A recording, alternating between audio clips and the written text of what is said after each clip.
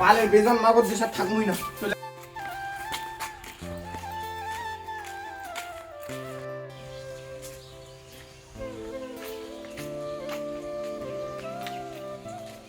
এই মামা, এই কই যাস? এদিকে এদিকে মেজাজ গরম করছিস কেন? আরে কইস না রে মামা, মাথাটা নষ্ট করে দিছে একদম।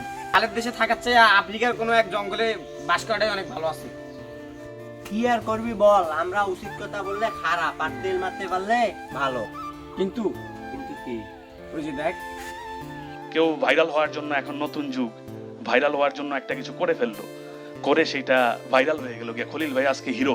আপনি কিন্তু অন্যদিকে ডাইভার্ট করেছেন। খলিল ওই যে কালকের ঘটনাটা দেখ, খলিল নামের এক লোক রমজান মাস উপলক্ষে কম দামে মাংস বিক্রি করতেছে। আরে মামা কি করবি বল, এগুলো তো হলো জারজ বেজন না, এটি রাজাকারের বংশ। আর বাংলাদেশের পাবলিক এগুলো টাকার ক্ষমতা আছে বলে মনে করে এগুলো ভালো মানুষ। হ্যাঁ, কথাটা কিন্তু তুই মামা একের কথা কইছিস, একদম ঠিক কথা কইছিস। আচ্ছা মামা, এই স্বপ্ন সুপার সবগুলোতে যায় কারা? এই শোন, এই দেশে সব কিছুর অনিয়ম হলো, একটা জিনিসের নিয়মকানুন ঠিকই আছে। যেমন ধর, বিড়িঘরের সাথে বিড়িঘরের সম্পর্ক, চোরের সাথে চোরের, পাতিনেতার সাথে চামচার সম্পর্ক, আর হুজুরের সাথে হুজুরের। মামা এটা ঠিক কইছিস। আচ্ছা, এদের কি প্রতিবাদ করার মতন কেউ নাই? আছে আমার মতো আবার চোদা।